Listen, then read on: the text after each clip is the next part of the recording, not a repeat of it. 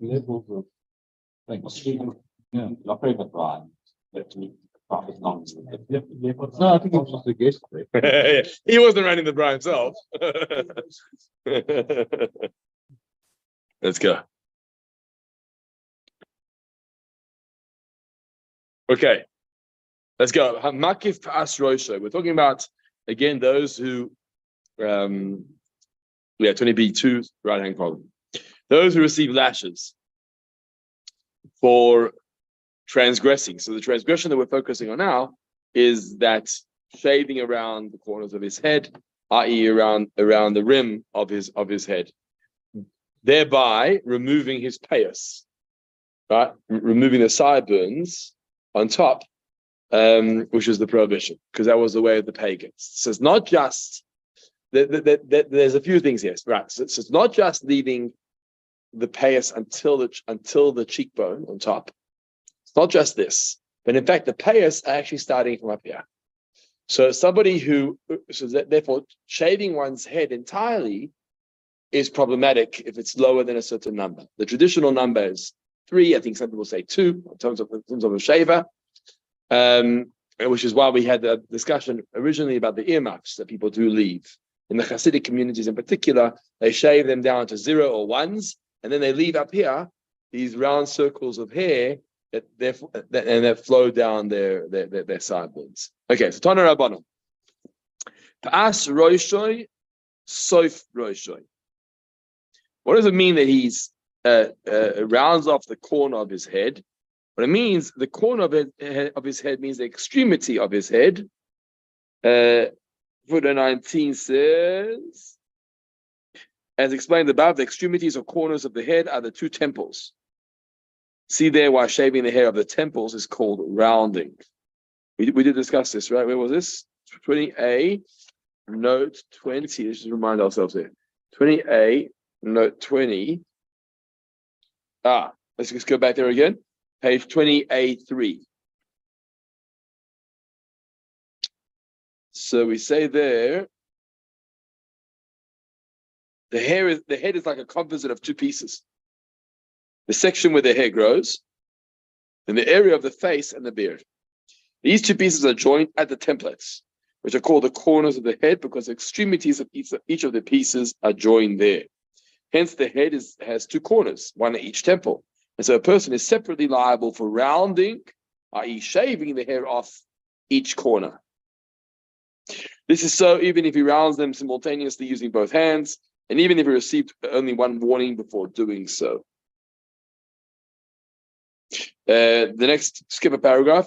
Shaving the hair of the temples is called rounding because the hair of the temples dips down from the imaginary straight line connecting the hairline above the forehead and the hairline behind the ears. Because the hair of the temples dips down, that means over here. So you got a hairline here, you got a hairline behind you, yeah. Oh, that along here.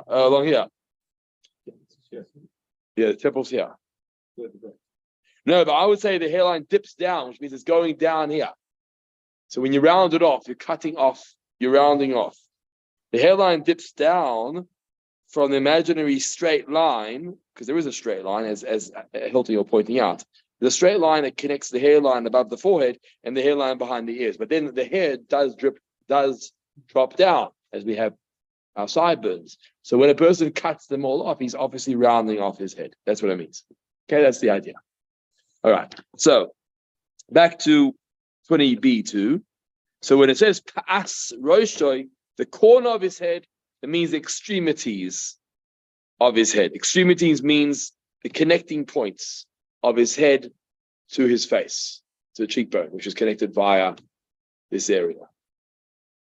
And when he cuts off the hanging hair, is what's called rounding off.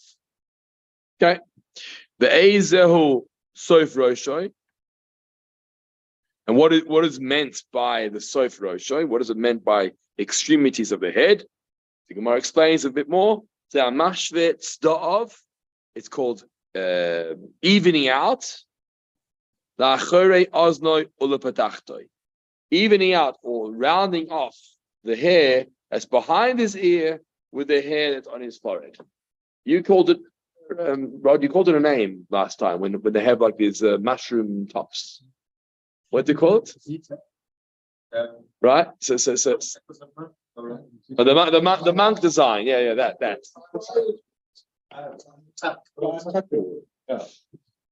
So yeah. So you're rounding off. So basically, you're basically rounding off here. Yeah. Yeah.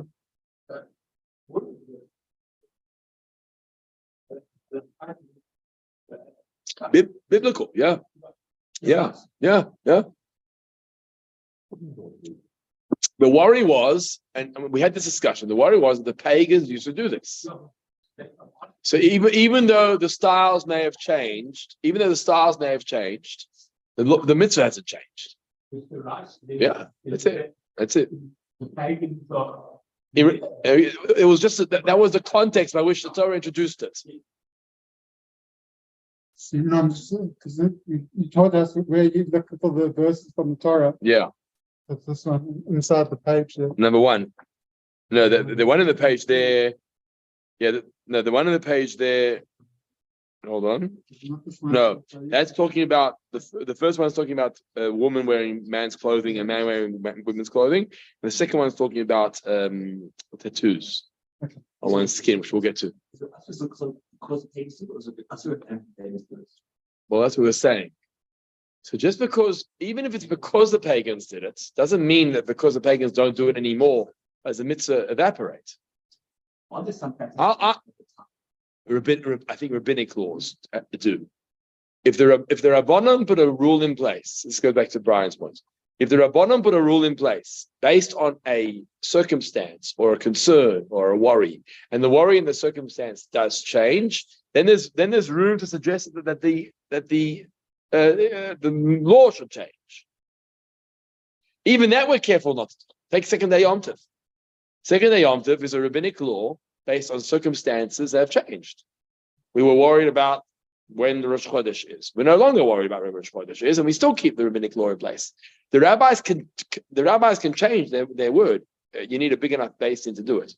I think what it means like this: in the days of old, if the rabbis instituted something, and they then decided the circumstances have changed, and they can change the institution, the law, that's fine. But no one can take away biblical law. Once Torah has put a law in place, that's it. Even if the pagan ways have changed. So so we're talking about the shaving of the sideburns. It's Torah. Yeah. Okay. Let's go on. So now it continues the conversation. Tana Kamed Rav Chisda. A teacher taught the following in front of Rav Chisda. Echad hamakif, echad hanikaf, loike. Both who gets Malkus, the one doing it, i.e. the hairdresser, or the client, the one who's being done to. And the teaching was they both get Malkus.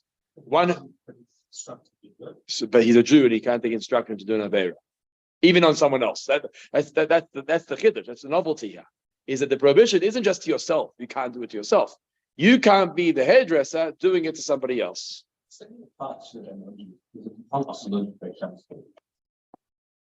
But he won't get the prohibition. If you ask a non-Jew to break Shabbos for you, you get the issue, not him. He's not guilty. But you have the issue. So here, we're saying that both the Jewish hairdresser as well as the client who made the request are both getting Malkus. And obviously, whenever you have a statement like this, you understand that there's a certain level of chiddush, meaning novelty. There's something new here. As Mark points out, hold on, till now we understood that you can't do it to yourself. By somebody who does it to you, yeah, that's what he's teaching, is that even he will transgress the transgression, because he's the one that led to the Aveira. And therefore he'll have to get lashes too. So now he argues, let's just see. So Amalei, so Rav Chisda, who heard this statement, who heard this din, says back to the teacher who says that. He says, Man da'achel tamri ba'arbila loki. This one who eats dates out of a sieve receive Makkos. In other words, it's such an innocent act. What's wrong with eating dates out of a sieve? 22. Have people would put just harvested fruits into sieves to clean them. Okay. And obviously not. There's nothing wrong with eating dates out of a sieve. So too, what is so wrong if he no, what is so wrong? Not about the one who's doing it. What is so wrong about the client? What did the client do wrong? Interesting. We thought that the hairdresser is novel, or the hairdresser is a chiddush. What he's asking actually is why is the client guilty? What did I do wrong?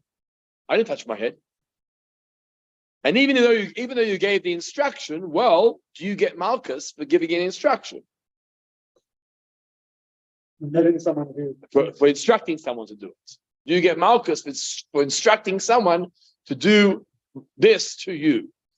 Asking someone to murder someone else.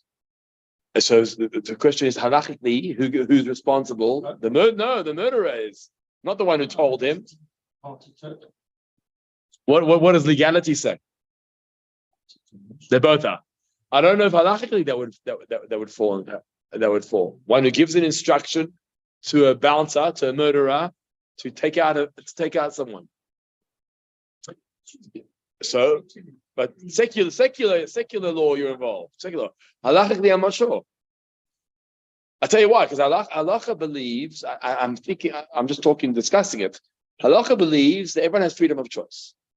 So just because you gave the instruction or hired someone to do it doesn't mean that they had to do it. Okay, and therefore halacha will say the person who made the choice to pull the trigger is the one guilty of death.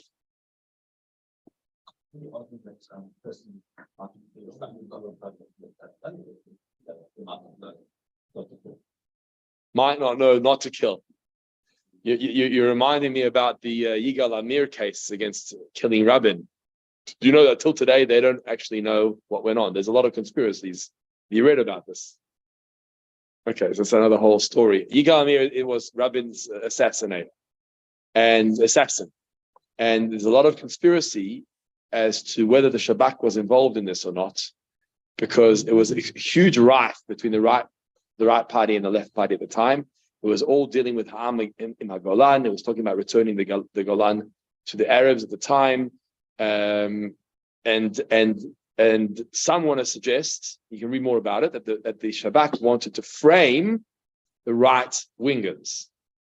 So they set up this rubber bullet game where he would shoot rubber bullets at Rabin, rubber bullets. And this would go down in all the newspapers as who was this guy shooting rubber bullets at the prime minister, not necessarily to murder him, but to shock the country.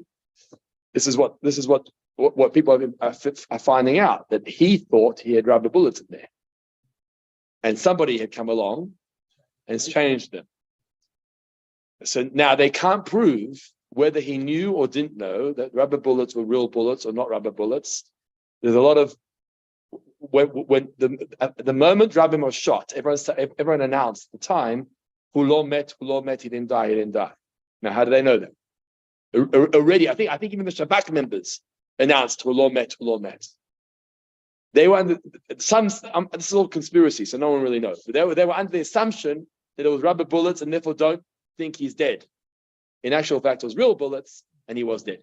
But so anyway, how are I going to that? Because we're talking about He had the freedom of choice. He had the freedom of choice to do it or not to do it. Now, whether someone gave him instruction to do it, not to do it, at the end of the day, he shot him. That's why he's sitting in jail, because until you prove him innocent, he's guilty. He's the one that pulled the trigger. But I actually wonder, it's interesting how secular law will say anybody involved in, is it called homicide? Is it? It's homicide, right? Intentional. No, not forget about Yigal Amir. Regular. You gave an instruction to somebody to assassinate somebody. That's homicide, right? And anybody involved in that ploy would be held guilty. But remember, while civil law is different to Jewish law, in Jewish law, if he was warned that he should not shoot, he would get the death penalty. So we can't really compare secular law to Jewish law. Not now, because in modern times we'll never be able to kill him. But in Jewish law, if a guy is holding a gun, whether he was instructed by somebody else or not, you tell him you're not allowed to shoot that gun, and he goes ahead because he thinks he'll get paid for it or whatever the case may be, he can get the death penalty for that. If there's witnesses to see it, and right, then he'll get the death penalty. So it's different a little bit to in a major way. Anyway, so while we're on to this, so he's questioning why is the client who's getting the haircut guilty? He didn't do anything wrong, even if he gave the instruction. Let's see here. All right. So here's the principle. Look at footnote 23. This is where the principle comes in. Rav Chisda argues, this is the argument, that this brisa contradicts a halachically accepted view that Malkus is not incurred for a violation that involves no action. Excuse me. So in other words, although he transgressed, maybe he transgressed by giving the instruction, but he didn't do any action. And because there's no action, you don't give Malkus. Which is the reason why you don't get Malkus. You don't get Malkus for not doing a positive commandment. We discussed this once before. If you don't put on tefillin, it's a transgression, or you've missed out on a mitzvah. But you don't get Malkus for that because you didn't do anything. You only get Malkus if you do an action. So in this case, he didn't do any action. Although Rav Chisda compares this case to an innocent eating of dates that someone else picked, with that person transgressing a prohibition, he means only that no Malkus penalty is incurred. Okay. However, he agrees that the one who allows his payers to be cut transgresses a prohibition nonetheless. So there's still something wrong with giving that instruction or allowing for it to happen. Still something wrong. But at the end of the day, you didn't do anything. So he's asking the question that the Baba should be guilty because he did the action. The client or the customer should not necessarily be guilty. So the Amalach, Rav Chisda then said back, and he said to him like this: if someone asks you, money, who is the source of this price? Where did it come from? Who is the origin? Who is the author? Tell me Rabbi Yehuda here. Tell them it's the opinion of Rabbi Yehuda. We don't hold by him because he's a minority. That's what he's saying. We don't hold by that. But that's Rabbi Yehuda. Rabbi Yehuda is the source of this. Who says he says love shame by ma'aseh. He argues and he says that a prohibition that has no action, alav, loikin alav, you will get lashes for it.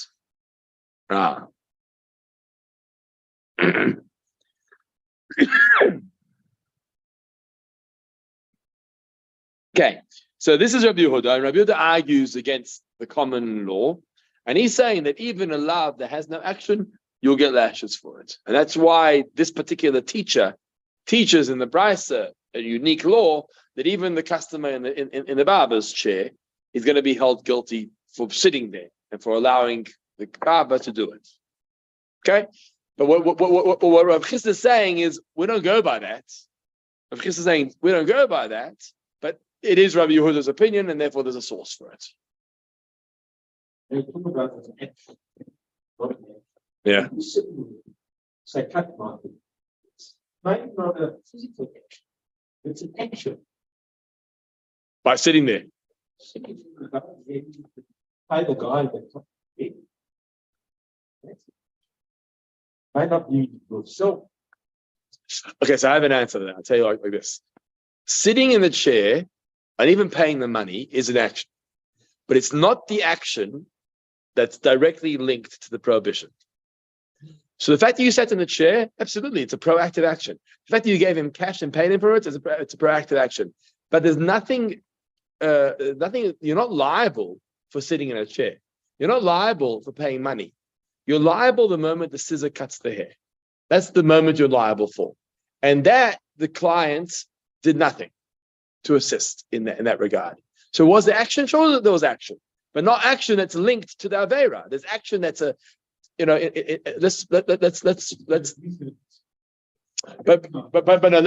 link it. Let's connect it as well. In halacha we have, sure he has, but he hasn't done himself. Wait. In mitzvahs, in positive commandments, positive mitzvahs, we have the other way around. It's called a hechsher mitzvah. which means you're preparing for a mitzvah. And there's a whole halachic, beautiful discussion about this. Hechsher mitzvah, for example, building your sukkah is a good example of this. Or even building your lulav and etrog, putting it together. Building your sukkah is a hechsher mitzvah. It's not the mitzvah itself. Because the mitzvah itself is what? To sit in the sukkah.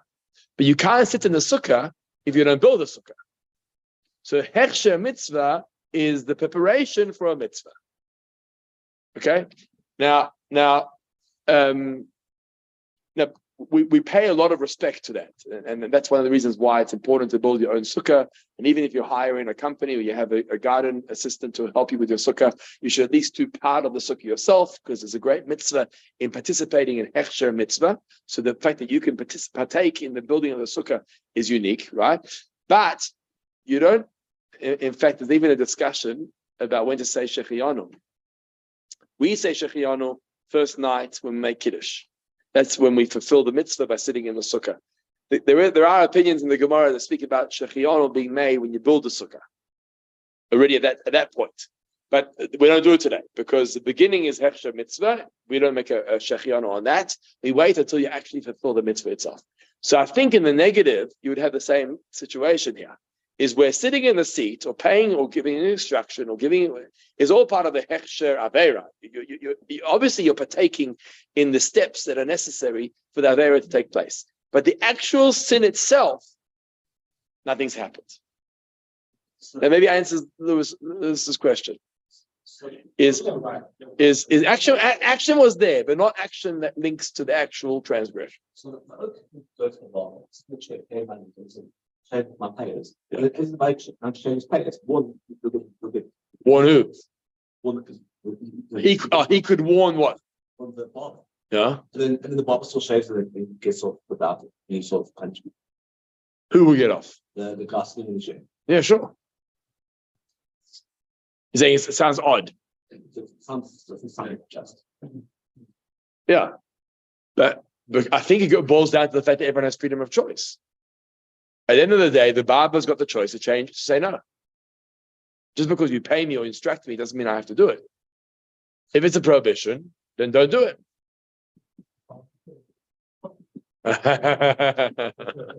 and strong-willed to lose parnasa. Right? He says to the guy, and this happens all the time in moral business, I'm not taking your money. Yeah, I'm going to lose a gig, I'm going to lose a deal, I'm not taking your money. It's illegal. Or it's against halacha, and I can't take your money for this haircut. Who shouldn't have done it?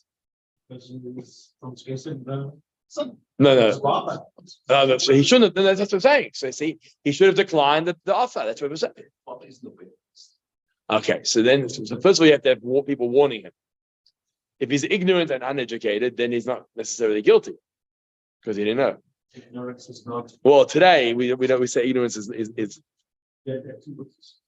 Who see it, sure, and who warn him, you can't do this. So imagine, just to paint the picture here. Imagine you're sitting as a bystander in waiting your turn in the barber shop, and you hear the instruction where he says, "Shave it off."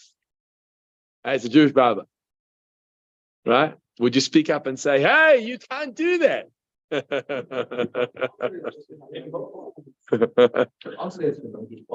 Exactly. Although there's a halachic issue with having a Jewish barber.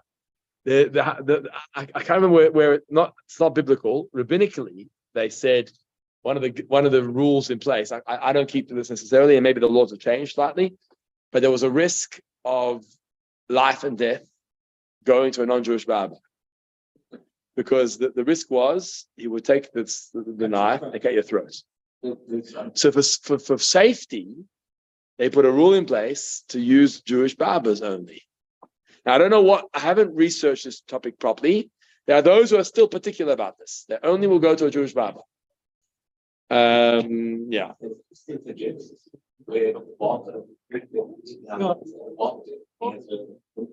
Not Jewish can't. Yeah. So someone with a Genesis, find out to you and attack the barber. For what? Well, he said you can't do this. Oh, I heard about this. I heard about this. It's after the risk. Anyway, so that's what. So you're asking about going to a non-Jewish barber. You said you're better off going to a non-Jewish barber. Well, those will question that. In fact, for a long time, Glen Hazel, they recently got this new barber upstairs by on top of the on top of Nicholas, right? For a while, there was no barber in Glen Hazel, and people were actually concerned because there are those who want to be particular. I haven't done enough research myself on this, but there are those who want to be very particular about this tradition, about this minhag of only going to a Jewish barber. There was no barber until he opened up around Glen Hazel, which means that the Jewish community were being forced, so to speak, to go to the non-Jewish barbers. Yeah. Right, that's what happened. Yeah, he went on. Yeah, exactly. Anyway, yeah, okay. So Rava Amar, let's go again. Now the Gemara says that we don't have to say it's Rabbi Yehuda alone. We don't have to say that the Brisa is a single opinion. You can actually explain the Brisa, even according to the majority opinion, that you don't get Malkus for lack of action. So Rava Amar, we can explain it differently. The makif la'atzmai. It's talking about where he does it to himself. So if you go back, it's talking about he does it to himself. The divrei hakol, and then everyone agrees. Let's look at footnote 26. Explains this. But Rava argues that it's unnecessary to interpret the Brisa as following the minority opinion of Rabbi Yehuda. Rather, we can say that the Brisa speaks of someone who performed the rounding on himself, so that the subject of the rounding indeed performed an action. He himself did an action. And the Brisa's novel ruling is that the violator is punished not once, as we would have thought, but twice. Once for performing the rounding, and once for having rounded corners. Very interesting. This is the novelty. When the Brisa says makif and nikaf, as the two Hebrew terminologies, makif and nikaf, means the one who did it and the one it was done to. The way we're explaining this now, or Rava wants to say, it's actually talking about the same person. It's he himself shaving his own head. And what the Brisa is teaching us is that such a person will transgress twice, which is quite unique. You would have thought if a person shaves off his head, he gets transgressed once. Here we're saying you get transgressed twice. Why? Number one is the action of removing the hair, right? Number two is you are now someone who has rounded corners. And being someone who has rounded corners is a transgression. Although the question we're going to ask here is having rounded corners, is that an action? Why is that an action? Yeah, they are linked, but there's two aspects here. One aspect is the action of doing it, which we all understand. The other action, which I'm trying to understand how this works, is having rounded corners, just having a shaven head, for that you transgress. I've got a few questions on that. Number one is there an action in it? What action have you done by having rounded corners? Number two, if there is an action, you can't grow it back. So, like, what are you supposed to do? And number two is, if that's the case, then you keep on transgressing over and over and over, because every moment that you've got the rounded head, if supposedly you're transgressing, they're going to transgress every moment. So, transgressions having rounded corners, you set it's on shape to a head off. And you gave and let's say you gave the instruction, then you they go back to the same points, yeah.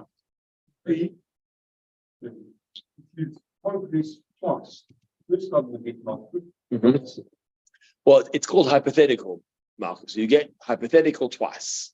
They won't literally give you twice. No, that's what Evan's saying. Yeah. That what? It sounds like from that interpretation that, as you say, you get in the fact that it's the same guy, but it sounds like the action, the person who cuts the hair is liable to Malkus. Yeah. And now Which is himself. in the second interpretation, we're saying, but it's himself. But Yeah. in the first interpretation, in the first story, we said The Baba, yeah. So it sounds like that's still a valid scenario. You're So right. they're not rejecting that scenario that the barber would get Malkus. No, they're not. But the problem is, hold on. No, I'll tell you why they're rejecting it. The Bryce has said that the two of them get Malkus. The Baba and the one in the chair. That's what the Bryce has said. But we asked the question, why would he get Malkus? He didn't do anything. There's no action associated. So the first answer was, it's Rabbi Yehuda. And Rabbi Yehuda says you do get Malkus for lack of action. So that explains the Bryce, that the Baba gets it and the customer gets it, even though he did no action. But that's only an individual opinion of Rabbi Yehuda. The second answer, which is Rabba's answer, is you don't have to say it's Rabbi Yehuda. You don't have to isolate it as an individual opinion. It could be mainstream. So then why are you addressing two people? So the answer is, I still don't understand this, but the answer is, it's actually not talking about a barber and a client or a customer. It's talking about the person himself who does the action of shaving his own head. And what the Bryce is teaching us is that when you shave your own head, and again, I don't understand this fully, there's going to be two transgressions related to that. Number one is the fact that the action of shaving your head. And number two is you're now left with rounded corners. And for being left with rounded corners, you're transgressing a second time. And therefore, you don't have to say it's no. Now, I tell to answer Evan's point, the way I understand this, and it's not fully clear, is the fact that you're left with rounded corners isn't enough. We said that before. It's not enough. Just because you're left with rounded corners doesn't mean you're going to get Malkus for that. Because Evan says, what about a barber? A barber also leaves you with rounded corners. And according to mainstream halacha, you don't get lashes for the barber cutting off your corners. Right? So why here, when he leaves his own corners, when he shaves off his own corners and he leaves himself with rounded corners, we're going to give him an extra load of Malkus. I think the answer is, again, not fully understanding, is that it's still linked to an action. The fact that he's left with rounded corners is because he himself cut his hair. So there was an action that led to now being left with rounded corners. And because it's not like the barber comes along and cuts your hair, I did nothing, says the customer. But in this case, you can't say you did nothing. You're the one that cut your hair. So because you cut your hair, you're transgressing twice. You're transgressing on the action of cutting, and you're transgressing on leaving yourself with no corners. It's two separate. It's interesting. Two separate. It reminds me like this. This could be a huge Talmudic discussion, by the way, because it relates to marriage. There's a Gemara that discusses, is marriage, it's the same idea, is marriage a once-off mitzvah, or is it an ongoing mitzvah that you continuously perform with your spouse? In other words, is it the moment you gave the ring, that's the mitzvah of Kiddushin, or as long as you stay married, the marriage keeps on renewing itself every moment. And this is halachically a discussion, okay? And there, I don't know offhand the halachic ramifications that come as a result of this, but there are a number of ramifications. So Reb Chaim Brisker from the famous Brisk Yeshivas said, if we believe that marriage is an ongoing mitzvah that continues all the time, then you should be able to approach someone, even after 30, 40 years of marriage, and say Mazel Tov. And when they say, what are you wishing Mazel Tov for? For your marriage. What do you mean? Today? Because why is today? If day number one is the same as year number 40, then the same Mazel Tov applies from under the chuppah all the way through life. So that's one discussion. In fact, we see it as well for the bris milah. Okay, circumcision. So that's a discussion about who does the bris. Is it the father who does the bris? Is it the baby who does the bris? But if a father brings the child to bris, if a father doesn't do the bris, the child has to circumcise themselves. And so it goes. Or at least get someone to circumcise them. So the question is bris a once-off mitzvah? Or is it a continuous mitzvah, right? Which means you have to remain what we call mahul. Mahul means the word. Mahul means, well, the mohel is the mohel. Mahul is the person who is circumcised. I'll show you how we see this. If a person takes away their milah, there was such a procedure when people used to try and hide their circumcisions. They would stretch their foreskins, re-stretch their foreskins to hide their circumcisions. A very, very painful process. And halacha says that you can't re-stretch your foreskin to cover your bris milah. If you do so, it's a transgression. Okay, so one can ask the question, why? If the mitzvah is a once-off mitzvah, right, and I cut the foreskin, then I fulfilled bris milah. Who cares what I do afterwards? Why is the Torah so particular to say, but you can't re-stretch it and cover the foreskin? Why? I've done it once before. So what do we see from here? That there's an ongoing mitzvah that applies. You have to remain mahul your entire life. Mahul means circumcised. I'm going to come back to this now because now we're talking about a head that's rounded. So here we're talking about someone who remains circumcised. Okay, where the mitzvah is actually ongoing and explains it helps us understand the Gemora. The Gemora says that David HaMelech came into a bathhouse, and in the bathhouse he said, "Oi, I'm naked of mitzvahs," because he's naked of it. Why? Because normally I wear my hat or yarmulke, I wear my tzitzis, I'm covered. Tefillin, I'm covered. Right now in the bathhouse, we'll talk about wearing shorts or going to the beach. I'm wearing nothing. So he said, "Oi, I'm naked of mitzvahs. How can I be naked of mitzvahs?" And the Gemara says he looked down and he saw his bris. He says, "Oh, I have a mitzvah." So again, you can question that because if it's a once-off,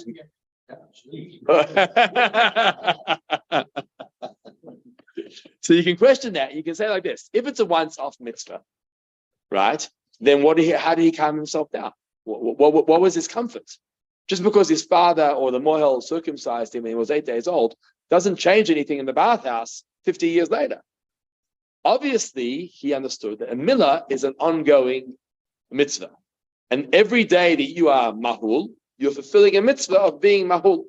And so when he realized that he is circumcised, that was his mitzvah that he celebrated. Okay, let's come back to this. So now, when you cut off the sideburns or round off the head, the action is one. Remaining without hair is another prohibition. Question is that really action-based? It's a result of the action. That's my question. Why is that considered a second prohibition? Remember, we're speaking mainstream now. We said it's not Rabbi Yehuda. It's not the individual opinion. We're going back to mainstream. But we're saying that the first action resulted in the outcome. And for that, you deserve a second load of Makkos. That's what we're saying. Action and consequence are linked. No, so then you only have once. Then you only have. Let's say based in. Okay, it's a bit difficult, but once the hair goes back, then the second load evaporates. You no longer have that because you're not. Yeah. Let's say based in, call him to based in, and by then his hairs grow back. That's a good example. His hair grew back, and then he was called to based in. And they had witnesses and testimony, and what happened to you? So I don't think they're going to hold him guilty anymore for the fact that his head was left rounded, because it's no longer left rounded. Your hair's grown back. We can't hold you guilty for that. What we can hold you guilty for is the haircut you took, because you shaved your own head off, and for that you were guilty. But I don't have it fully clear myself. Is why you would have it? Okay, let's see Rav Ashi's answer.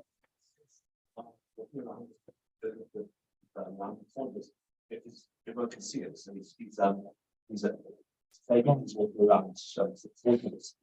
know if it's enough of a reason to give him lashes for that.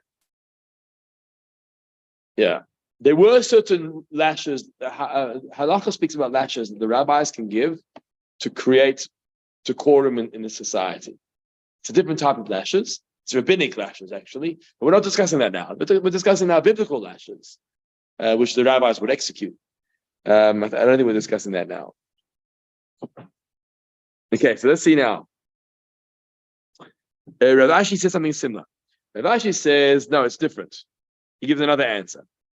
It's talking about one who actively assists. It's called Messiah.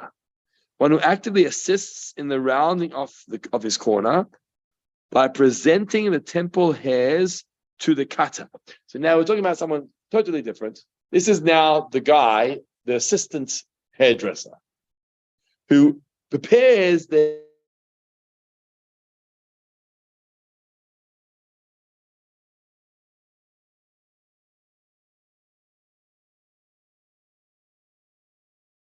um,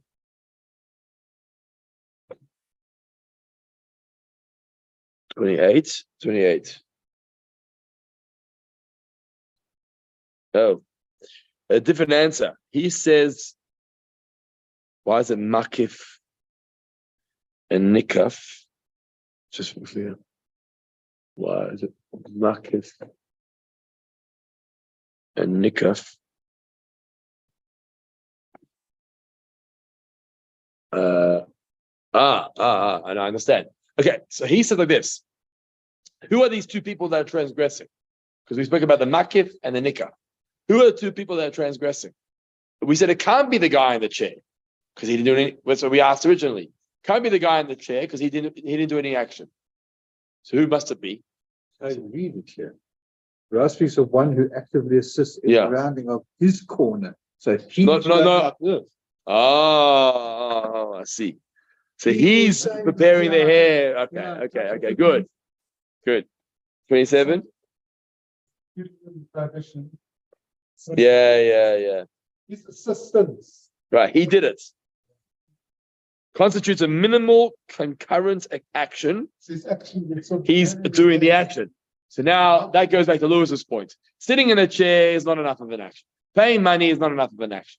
But holding your hair up for the barber, right? That's the action. That's enough of an action to therefore deserve Makkos for it. And therefore we're talking about makif. Makif is the hairdresser. Nikaf is the guy in the chair who's assisting the hairdresser, right? His assistance, and for that you're guilty. That's it. And the truth is, okay, if you want to see footnote 28 at the bottom, Rambam fails to mention Rava's case. The Rambam doesn't even quote Rava's case about being left with rounded corners, which suggests that in his view, Rav Ashi was disputing Rava, and Rambam decided that the law is in accordance with Rav Ashi's view. In other words, the Rambam did not agree with that story about being left with rounded corners, which may support our question as to whether that's considered an action of any sorts. He didn't use that explanation at all. He went straight to Rav Ashi's answer. It's talking about a case. Remember what the Rambam does is the Rambam takes all this discussion and puts it into clearly written up halachot. So when the Rambam talks about the makif and the nikaf, these two people, he has to tell us clearly in the halacha what is the scenario. Because in the Gemara it's very vague. Talks about a makif, talks about a nikaf. We don't know who the makif is. We don't know who the nikaf is. When the Rambam writes it in halacha, he has to tell us clearly who is the makif and who is the nikaf. And what does the Rambam do? He writes it straight out like Rav Ashi's opinion. He's talking about the hairdresser. He's talking about the client who helps the hairdresser. That's it. Doesn't even pay attention to Rava's opinion, which may be related to our discussion as to whether there was an action associated to being left with rounded corners.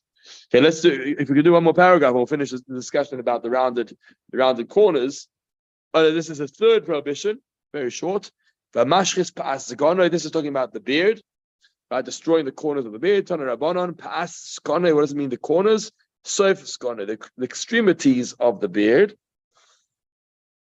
And what does it mean? The extremity or the end? Shiboiles skone, the pointed end of his beard. If you look at footnote 30, all five corners, as we discussed before, cheekbones, chin bones, and the chin, all five corners mentioned in the Mishnah are included in the term the pointed end of his beard, since the facial hair, or perhaps some flesh, protrudes there. Interesting. Right? In other words, at each of these points, starting from the cheekbone that protrudes out, cheekbone that protrudes out, and the chin bone is considered a corner or considered an end to a certain section of his beard. So when we're talking about the extremities of the beard or the end of the beard, it's talking about each of those corners that make up the build-up of a person's face, basically. Two on the top, two on the bottom, down below. And as we explained, for that, we're talking about specifically a razor. Right? There's a difference between the shaving of the head and the beard. I think the Gemora discussed it, the Mishnah discussed it earlier. Is that the shaving of the beard, we've discussed this, is the razor itself can't touch, you can't destroy, because the terminology here is mashchit. When it comes to rounding off a head, it didn't say you can't destroy. It said makif, you can't round off the head, and a level 3 haircut doesn't round off the head. That's okay. Right? So that's that. The beard, it doesn't say you can't trim your beard. It says you can't destroy your beard.